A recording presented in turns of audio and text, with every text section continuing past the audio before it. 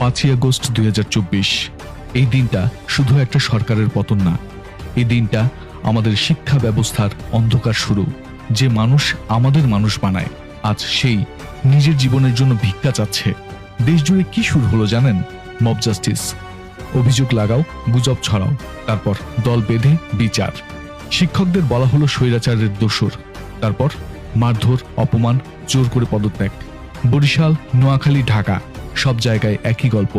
ক্লাসরুমে ঢুকে শিক্ষক তাড়ানো, বাড়িতে গিয়ে হুমকি, পদত্যাগ না করলে জবাই করা হবে। একবার ভাবুন, একজন শিক্ষক নিজের বাড়িতেও নিরাপদ না। সবচেয়ে ভয়ের বিষয় কি জানেন? রাষ্ট্র প্রায় নীরব, মামলা নেই, বিচার নেই, নিরাপত্তা নেই।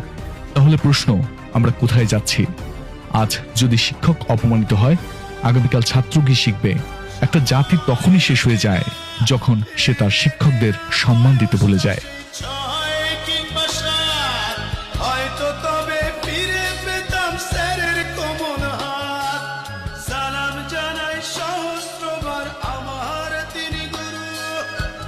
কাছেই